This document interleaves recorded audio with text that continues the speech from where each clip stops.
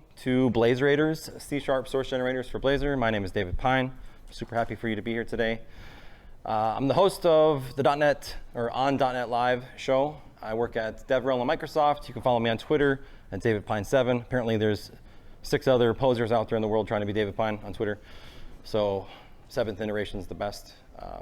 Also check out Blazor Bits. It's a new and up-and-coming handle you're going to want to check out. I'll often be tweeting from there various Blazor tips and tricks and things like that. And I'm using the Telerik Blazor REPL. So you're going to love that. I'm going to show you some of that. Check out my GitHub. All the source code that I have in the world is out on iEvangelist. And there's a lot there, so hopefully you check it out. And my website's davidpine.net. I don't do much blogging anymore, but I still have got pictures and speaking events that I'll be at, other media aspects of things that you'll be curious about. So Blazorators, let's talk about like the design goals of Blazorators. Show of hands real quick if you've heard of this thing called Blazor. Yeah? Okay, great, it's awesome. So Blazor is, it's a UI framework for building web components with C#, right? It's awesome, it's great, everyone's the rave of the world. So I'm writing a book about it, and I decide that for that basis model app in the application, that a lot of the time I'm spending is writing JavaScript interop code. And that doesn't make me happy, right? So the design goals are to, maybe leverage a C# source generator to build this stuff automatically. So I wanted to rely on TypeScript declarations. Who's familiar with TypeScript? Okay. So TypeScript basically gives your JavaScript training wheels. And it does that by defining these types. So with these type declarations and the static typing system, we can, as humans, look at these different types, these contracts, and we can understand these APIs. It's pretty straightforward. So again, from the design goal perspective, the source generator is, there's a lot of different implementation details here. So I initially started with public partial interfaces. And if you're unfamiliar with C# source generators, there's some examples out there on the documentations that I helped write. I work, like I said, at Microsoft, so we work on writing content for that. But source generators are a really neat aspect to tying into the Roslyn APIs and the compilation context. So as a C# developer, we can look at these type declarations from TypeScript, and we can say, here's a public partial interface. And then from that, well, how do we get the implementation, right? So we have attributes that we can apply, and then those attributes can dynamically go do other actions since we have this context from the compiler. So the implementations that will be created for those interfaces, so the interfaces are something that you write. The implementations are source generated. And we've got support for generics. We've got custom serialization. We've got dependent types.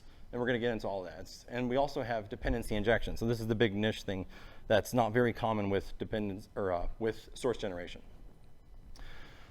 So one of the design goals, too, was to try to keep it simple, but also then make it extensible, right? So there's people in the community, when I started kind of showing this, getting excited about it, they want to take it a step further. Rather than relying on type declarations from TypeScript, maybe they could use WebIDL instead of the libdom.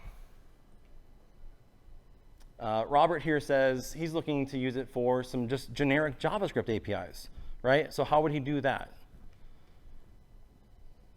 Peter Morris from Blazor University says he loves it as using TypeScript, so that's kind of a counter argument. Blazorators mount up. It's a great name already, right? As developers, we do awesome naming conventions for everything. And then Ed here, he was excited about it. So I'm trying to build a case for source generators because, again, one of the big things that you don't want to do as a developer is you don't want to repeat yourself. You don't want to be writing a bunch of kind of mundane code because, to me, there's more important problems to solve. So can source generators, do that for us, right? Try to change my mind. So when we start looking at it, there's a lot of complexity with the source generator itself, and it's still a work in progress. It's an open source project, so I encourage each and every one of you to check it out and try to help participate. You can propose new features. You can help code it, right? I'd love a pull request. But this is kind of a visual of the source generators from a high level. So at any point here, we can jump in. So say this is the C# compiler, and we've got a number of analyzers. And analyzers are actually source generators, so they live in the same realm. So these analyzers, we get the context from the Roslyn APIs. And so we're writing C# code that hooks into that. And we can generate code from that. So it's a conditional thing. So we can evaluate the context from the compilation and conditionally output additional C# files that then become part of the entire compilation, right?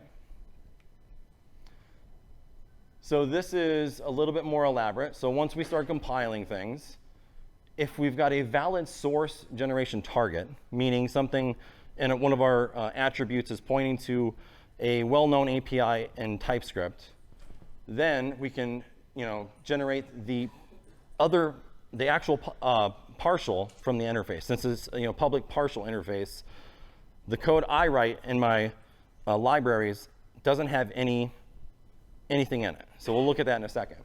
So we generate the interface, we generate the implementation, we generate the DI hooks, and we generate all the dependent types. So if there's callbacks or anything, it's all generated for you, right?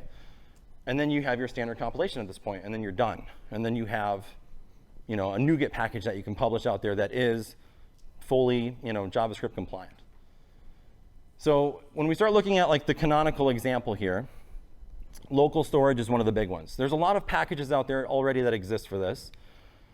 So in TypeScript, again, I said I'm kind of borrowing and leaning and standing on the shoulders of giants. So TypeScript has a lib.dom.d.ts. This is the declaration file that exists for all of the libdom in JavaScript, right? So TypeScript knows about these types. They actually generate these declarations. So line 14,276 is the interface for storage. And this is what it looks like, right? So there's a read-only length, which is a number. There's a clear functionality. There's a get item given a key. There's a key, a remove item, and a set item. So that's a pretty straightforward API. So what would that look like if we were going to source generate that? Well, there's a couple different considerations. The most important thing is that there's two different primary hosting models for Blazor. One is WebAssembly, and one is Blazor server side. And they have disparate interfaces. So we could use the IJS runtime for everything, but then we would be asynchronous. So to get a performance gain, we could use the IJS in-process runtime, because within WebAssembly, that's all on the client side, right? So if you were to write this in C#, you might write something like this. You might say public partial interface I local storage service. We've got a double for the length. We are going to have a void clear functionality.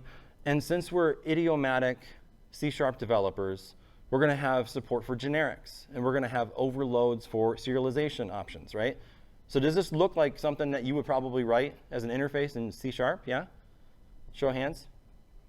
People are like, maybe, maybe not. Do we do interfaces here? Yeah? A couple people? OK. So this is actually the stuff that's source generated, right? So this one would be for the server side, because now we're into value tasks. And then we're adding the async suffix. But all the API surface area matches what we had from the storage interface in TypeScript.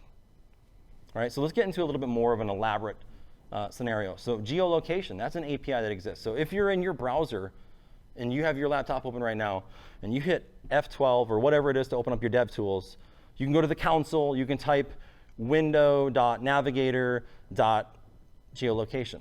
And that implementation is there, right? It's native, it's supported in most browsers. So that same interface exists at line 5,498 of this TypeScript declaration. And it's got fewer members, but these members are a little bit more elaborate. So we've got ClearWatch, which is given a number, and it's just void.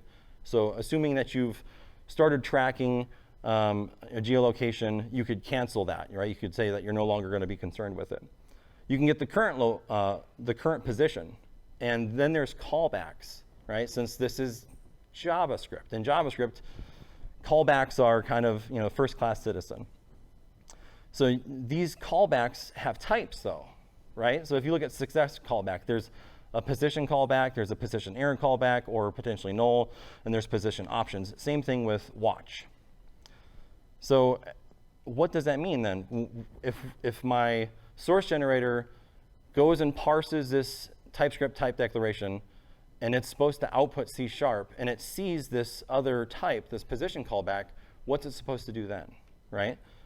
Well, then we have to keep going through that file and figuring out the other interfaces that are supported, and it becomes a tree, right? So you end up having all these different signatures that you end up creating in C# so that all your types are there. So we've got the interface for the position callback is basically just saying that it's a void returning method that's going to be called, and they're going to give you the geolocation position. And OK, well, what's the next thing to do? We got to look up geolocation position. What does that object look like? That's a simple interface that's got the read-only coordinates, and it's got the DOM timestamp. So the DOM timestamp, there's not really anything that matches one-to-one in C#, right? So there's extension methods within the source generator that does the calculation for you and gives you a value that represents that. So it's basically just Unix epoch calculations. So the geolocation coordinates has all of these things, right? Just a bunch of read-only, the accuracy, altitude, heading, latitude, longitude, speed, all that stuff. So this might look very similar to this in C#. You'd say public interface, iGeolocation service, void returning, get the current position. And the reason we have a generic here is with Blazor, JavaScript interop, when you want to have bi-directional interop from Blazor, from .NET, you actually have to give a reference to yourself, like the component that's going to have an attribute that says we are JS invocable. So that API sits there so that once JavaScript gets a hold of it, it can call back into you and it knows how to do so. You can do that statically too, but I prefer the instance-based one. And so we are giving strings that represent the callback names, which is kind of gross, right? And I didn't like that. So we can change it. Since we're the developers of this thing, we can make it look like whatever we want. So in C#, these would just be delegates, right? So imagine being able to say, I'm going to consume this iGeolocation service. That's, by the way, it's just entirely source generated. The implementation is providing these action delegates, right? So rather than the function names, they're just delegates. And then you get IntelliSense, right? So this is kind of a look at what it would look like inside the actual code. So on initialize, we can walk up to a geolocation service. We can say .get the current position. We can give it the component, right? So at this point, we're just saying the name of this callback here is on position received. And so here's what it looks like. That's the JS invocable on position received, given a reference to ourself. So that's pretty straightforward, right? So let's get into a demo here. I'm going to show you a bit more of what this actually looks like. Oops, I don't want to do that. Press all the buttons, mess all the things up.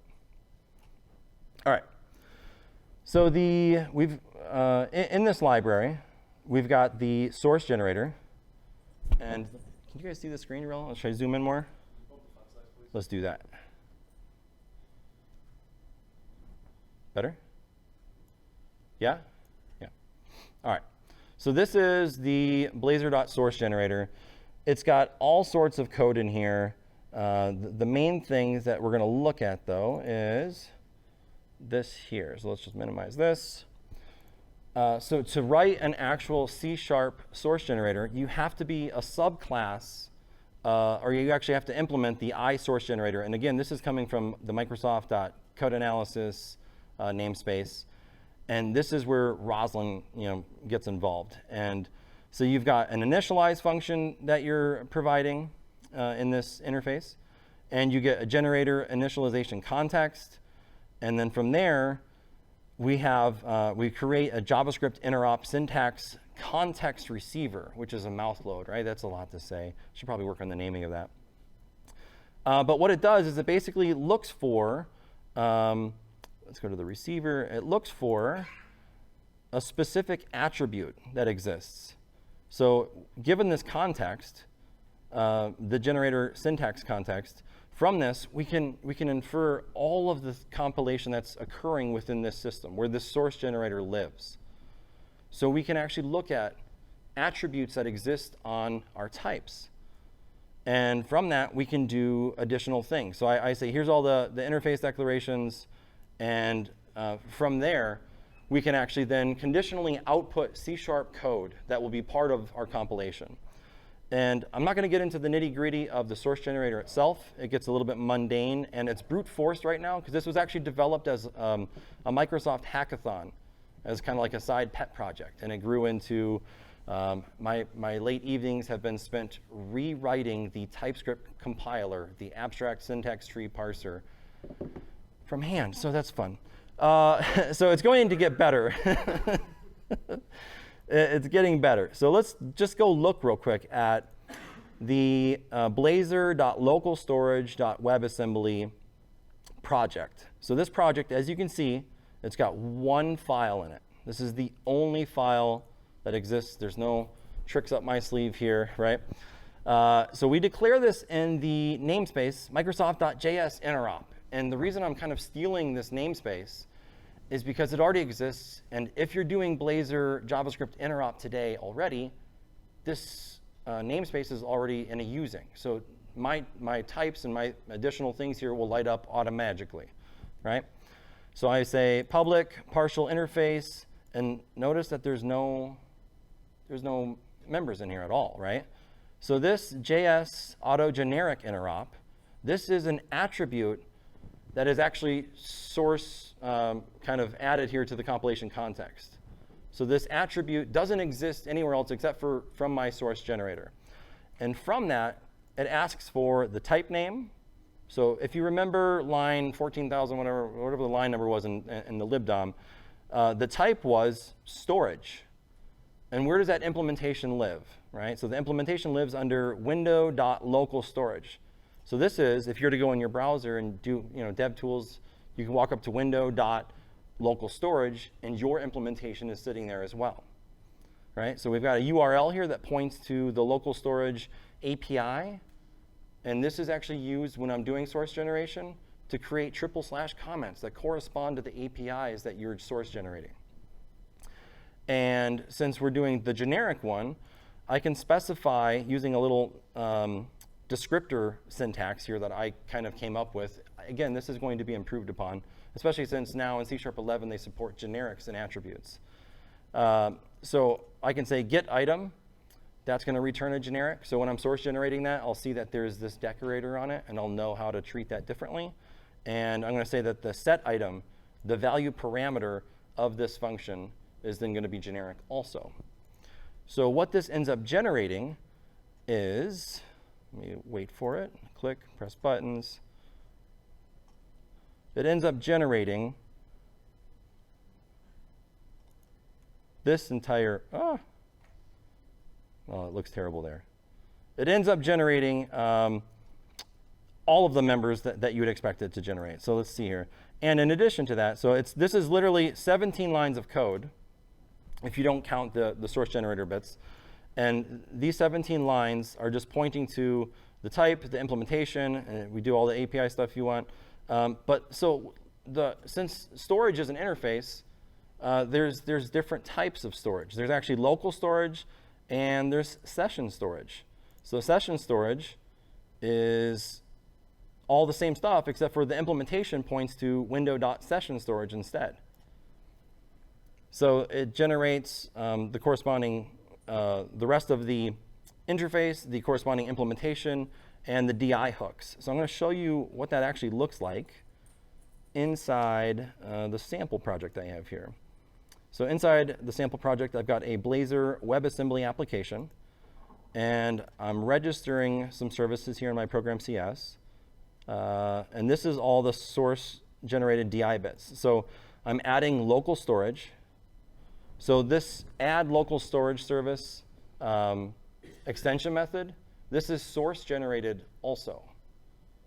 So we're source generating the interface, the implementation, the disparate types that are dependent throughout the chain, and the DI hooks also. So local storage, session storage. We also are doing geolocation and speech synthesis. And I did speech recognition because I wanted to kind of see what that might look like, because there's a bit more actual JavaScript that you have to write by hand. So I'm still trying to figure that out. But imagine being able to source generate any arbitrary interop between any JavaScript file that you want to point to. And then you've got idiomatic C# that you can consume as a result of that.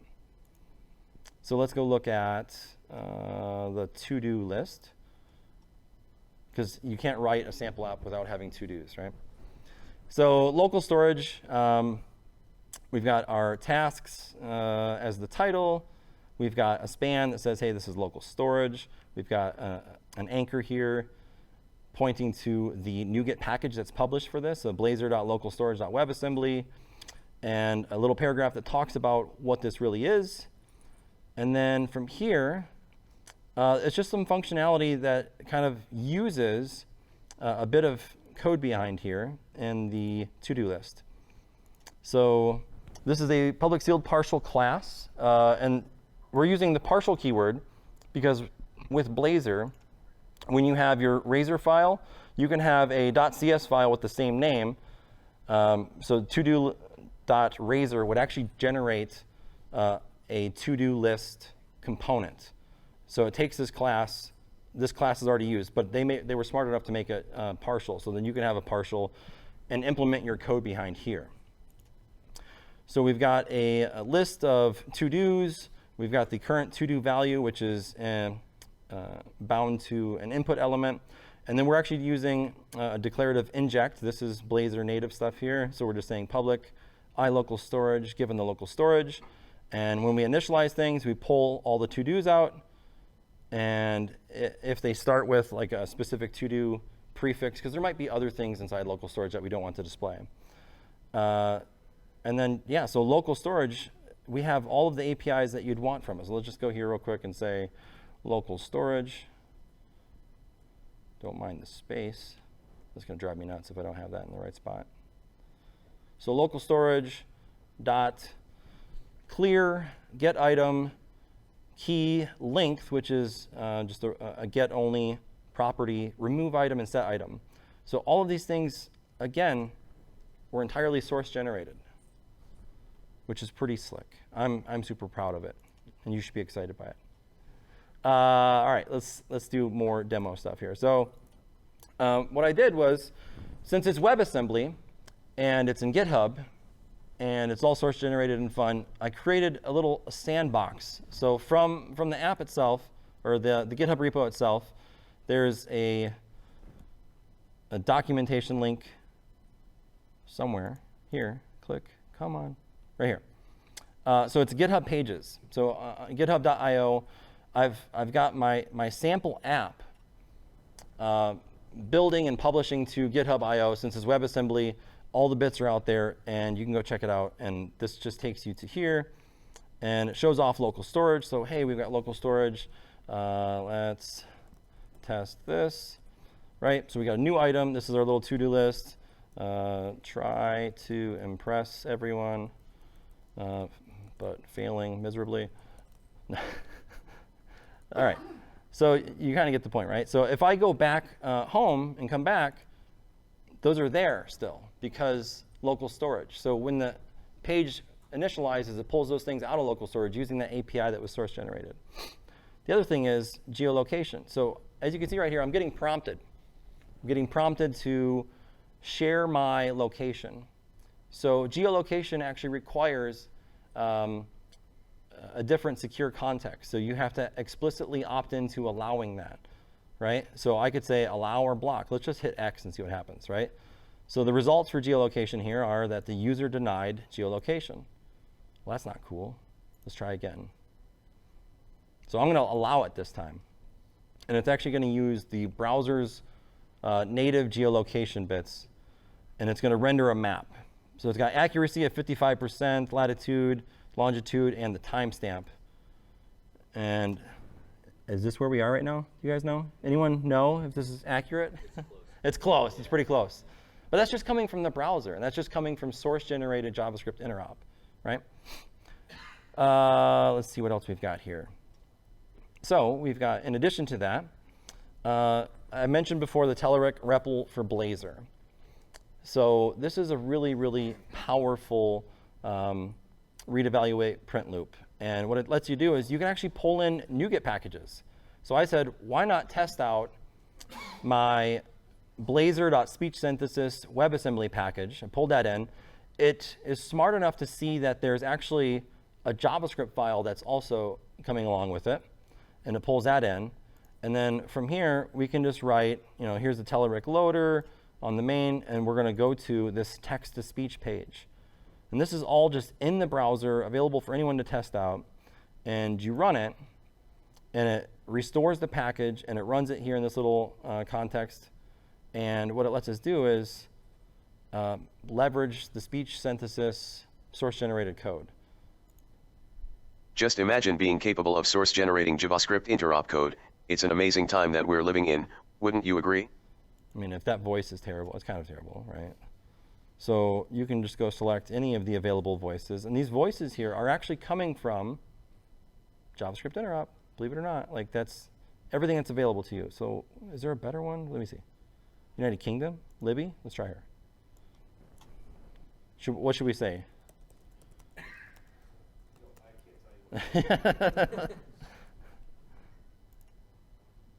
DevReach is a blast. There you go, right? And so I really encourage people to check out the Blazor REPL here. This is an amazing thing that I've been using quite a bit, and it's super fun to do because, I mean, you just get to write all this stuff in the browser, and you can share it with people. You can do whatever you want. And so I'll show you a little bit more of this implementation. So what we have here is we've got the speech synthesis utterance. And this type is source generated.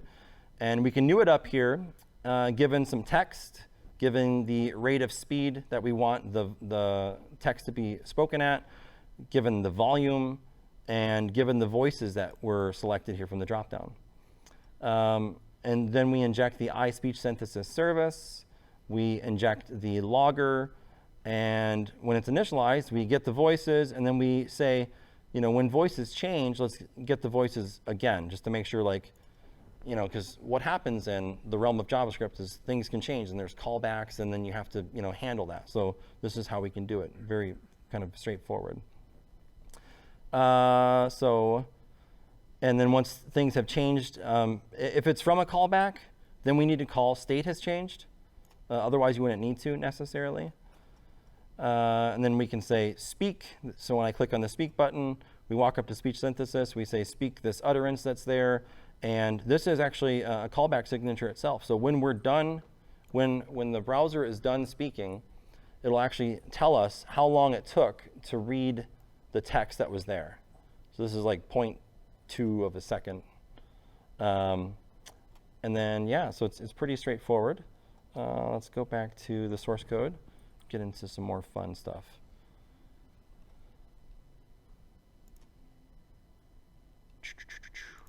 Like I said, I started working on speech recognition. Speech synthesis is there. Doing session storage, doing permissions, looking at geolocation and local storage and session storage and all those things. These are just some of the peripherals that exist as part of the concepts that are driving the source generator itself. And as I mentioned, there's a lot more in the works. It's not entirely done. So I'm looking to the community to help me continue to evolve this, because I think as a C# developer, it'd be great to not have to worry about JavaScript. I mean, can anyone agree with that? I know the Angular guys back there are like, hey, watch it, pal.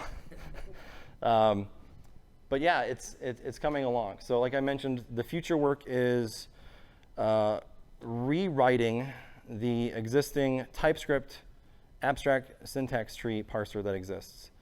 And once we're able to do that, the TypeScript declarations will be a no-brainer. You can point to any TypeScript declaration, and we'll just be able to map the different types that exist from TypeScript to C#. And then we'll be able to generate idiomatic C#. And then we're literally blurring the lines between what is JavaScript today, modern JavaScript, and the next evolution of C#. So it's amazing, right? People get excited about that. But there's a lot of work left. It's not simple. It's not straightforward. Like I mentioned before, it's brute forced right now.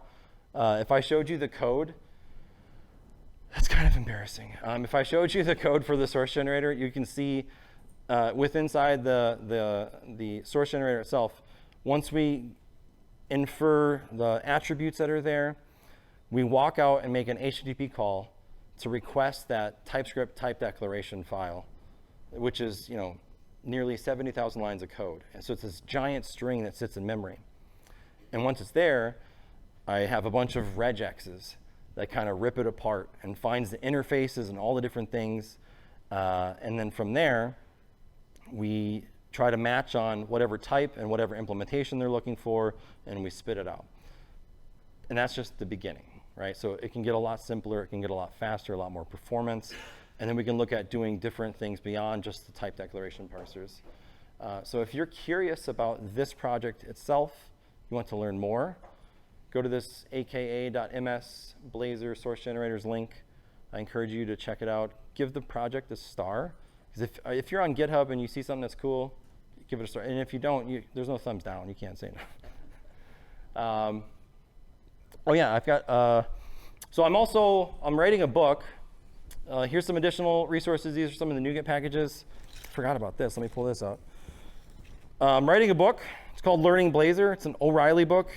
Build single-page apps with WebAssembly and C#. It is going to print next month, I believe. So I've got these little bookmarks that have a link to the book and like a 10-day free trial. So if anyone's curious, they want to check it out, these are up here. Come get one. You'll do it right now? Do it right now? You want a bookmark? I mean, all right, we're just doing it now, I guess. We're just putting them out. Just come. Pass one to the back. Here, pass them to the back. If you want them, start passing it back. You got it. All right. So yeah, these NuGet packages are out there. There's going to be more that come. They're anything that you want them to be. So again, I'm looking for help with this project. So this is kind of like my sales pitch moment, like check it out, help out, let's do it, let's make it happen. And then this is the next set of them, right? So there's lots of them. A big disclaimer though, the speech recognition one, while this is a package that is being written under this realm and inside this project, this is all written by hand. There is no source generation with this one, and that's intentional because I'm trying to learn how to do a little bit more of generating the actual JavaScript parts. Because if we have the TypeScript, why can't we generate the corresponding JavaScript that we would be interoping to, right? Sometimes you need helpers to kind of do the callbacks and enable like the bi-directional interop. Again, you can go to bit.ly, Learning Blazor for the book information.